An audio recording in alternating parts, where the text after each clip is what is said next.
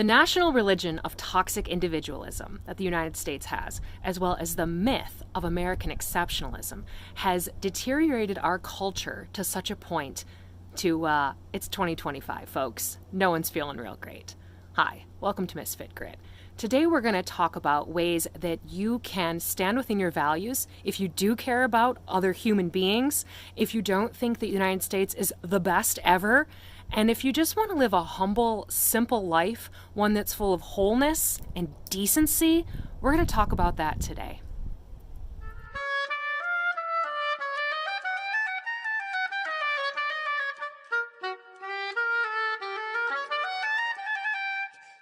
Before we get started, I just want to point out these little fly agaric mushrooms that are coming out. They're in their little egg stage.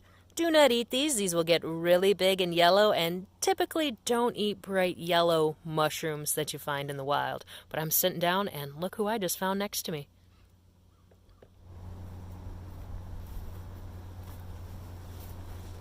So I don't know about you all, but I am sick of toxic individualism. What is it? You may not even know because it's so mired in our culture. It's me first and the Gimme Gimmes, and I don't just mean the punk rock band. I mean that nothing that you think or care or do matters because of me. And in fact, everything you do, think, or care about should matter only in service to myself. Because I am the only one that matters, and I am American. Duh. Do you know people like this? Oh my gosh, it's the norm, isn't it? We don't share well. We don't tolerate dissent. We don't tolerate different ideas. It is complete conformity. It is like a cult of America. Now, I wave an American flag outside of my front door because I am still proud to be an American, right? We're supposed to have values of acceptance, of, taking care of one another. I can't even list them off right now because it's really, really hard just to say it out loud. Because when you step outside your doorstep or you engage with people, even people you care about, you come up against this narrative, this toxic individual narrative all the time. Now, this narrative is the shadow side, right? And it manifests in many different ways. What is the shadow side of a personality? Well, it's that darkness. It's the things that trigger us. It's our traumas. It's patterns that we keep replaying and we often project onto other people as it is completely their fault, right? So the toxic individualist never takes responsibility, ever. It's somebody else's fault. And you hear this constantly from, the idiot in the White House, from the people who support him. Nothing is ever, ever, ever their fault. No responsibility. Everything is supposed to be in service to that person, to soothe them, to make them feel better. These people are clearly suffering and in pain. They see other human beings as only a means to an end, right? Does this sound familiar? We all know these people. They're in our families. They're in our communities. They run institutions. They're even, a lot of these people are even on the left. And that's something that I'll talk about, that even though we might share the similar political mindset, does not mean that we have the same values. Values in politics are different. Politics get really messy, but values are something that we can be grounded in. And I find myself more aligned with people who have the same values as me, and I even differ politically from many of these people. But because we have similar values, we can hold space for one another and respect, because that is something that we value. And I don't find myself getting on well with a toxic individualist. I try not to have much engagement at all. And this could even be for people on the left. And for those of you who have wanted to get involved politically, and a number of months ago, I was really trying to lead the charge and say, let's all get involved in our political groups locally and push back against this regime in the White House. And then reality set in, and I was like, oh, wait. Just because I show up to a meeting on the left doesn't mean that it's not full of a bunch of toxic, ego-driven individualists. And so you're not going to see me at meetings because I realize that the work that needs to be done is actually a quieter, softer work of resistance. And that's the more meaningful work. It's a heart change, and it's working towards the values that we want to see as a country, and that's safety, inclusivity for all people, the wholeness of humans, making sure that resources are fairly shared. It's a lot of the principles of permaculture, right? Earth care, people care, fair share, all of those lovely things, the things that we don't do very well in this country. And if we had a better grasp on our values, then perhaps we could come together and get something done politically. But as of now, I'm not seeing a lot of that. So when you find yourself around these toxic individualist people and you're feeling very uncomfortable by them, know that you're not alone. I'm going to give a few tips of some strategies that I've been working on. I'm taking a matriarchal leadership course right now, and we're talking a lot about archetypes. And if you're not familiar with what that is, it's kind of the stock characters you can think of if you've ever done any writing or anything like that. You can look up Caroline Myss and her work as Archetype with the archetypes, and I'll put a link down below, and you can explore that if you're interested. But there's a light and a dark side to each one. And something that I've come to realize is that people in this country are really living in the shadow, really constantly triggered, always afraid, always thinking that someone else is out to get them. And it makes us reactive, right? It makes us really bad at strategizing and thinking the long term. It makes it really hard to work together if there's even a tiny, tiny bit of conflict. And I've talked about these problems in previous videos.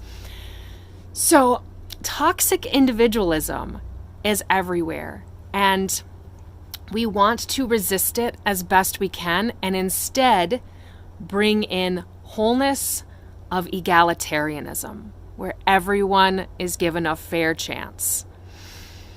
Some of the archetype work that I have been doing is figuring out what are my personal archetypes. And here's what I can tell you. I know that one of my archetypes is the warrior. Hands down. That is what I do. I will lead the charge into battle, and I'm very comfortable in that. The shadow side of that means that I will often fight for people who do not deserve my time or energy. But a person who's rooted in their own ego, who's rooted in their own exceptionalism, will gladly take the work and feel entitled to it of a person like myself. They will put us to work all day long, never thank us once, exploit us, because they themselves believe that they are either entitled to it, they deserve it, or they're such a victim that someone needs to come in and rescue them. So that's the shadow side. So once I see this, that this is a pattern in my life, I can say, full stop. We're done with that. Another archetypal character that I have that has caused a lot of pain, but also pushed me towards greatness, is the orphaned child. Now, I come from a family where I was clearly not wanted. I was not wanted from day one.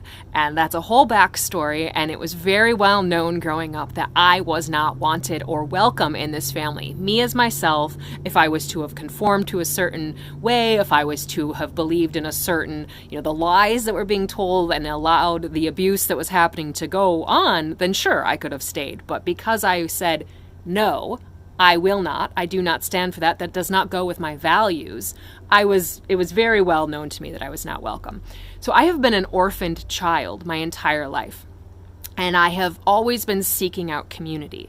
I have birthed my own children, 5 of them, to create the family that I never had. But the pain in this cause is that I'm always looking for acceptance and belonging, right? And not just in a superficial way, like in a deeply meaningful way. And it means that I often make desperate and unhealthy alliances. That does not help. And often I'll find myself doing that with people who I am politically aligned with. However, when we get just below the surface, I realize that this is actually someone who does not share my values because they are rooted in their own ego, or they're going to try to exploit me, right? So when I can recognize that, the infection of the American mythos, that religion, that individualism that we have out there, that has permeated so many people that it is not safe for me to enter. Or if I do choose to enter, I am only going 50% of the way on the bridge. What does that mean? This is one of my new favorite sayings. I won't go a foot over 50%. If you want to work with me or be in community with me in a whole way, you gotta meet me halfway. I'm not going 55, 60, 85% of the way like I used to. I will go 50, and I will wait there until the other party can meet me. Now, the person who's rooted in toxic individualism and the ego and their own exceptionalism, they will definitely not meet you there. They will say, again, I am entitled to you showing up more. I am entitled to you solving my problems, to your work. I am entitled to you doing what I say. Hello, get with the program. So if you see that and you recognize that that's what this person is rooted in, or this group, or an institution, or right politics, whatever, okay, that's where they're at, and this is where I'm at. That does not align up with my values. Going over 50% of the way on the bridge does not align with my values. I will be here if you are ever able to make it your 50% of the way. For those of us out there that can't find real life community because it's just a little too crazy or a little too bougie, or we're just not quite good enough, or maybe we're working class. I've talked about a lot of these things, why it's so difficult for there to be a paradigm shift in this country on any kind of mainstream level. This is a place where I'd like us to have a safe space. And there are some of us out there, even if we can only connect virtually, who see it. And instead of banging our heads against the wall,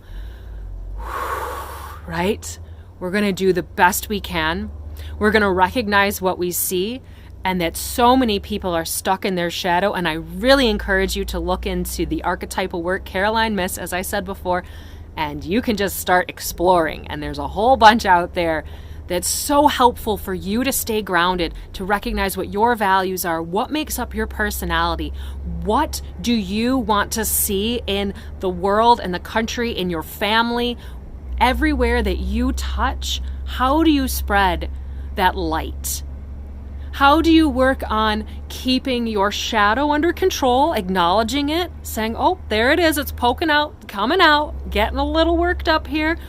I'm going to take a step back, going to stand in my truth, in who I am and what my values are, and I'm going to let that cheese stand alone over there. That person, that group is not going to meet me 50% of the way on the bridge, and I'll be here if they ever would like to, and wish them well. That's the best we can do. It's rough out there, and I'm at the point where I'm considering, what does the future look like for my family in the United States of America? And I'm considering it in a way that I never have before. And I'm a warrior. I'll fight like hell till I find something.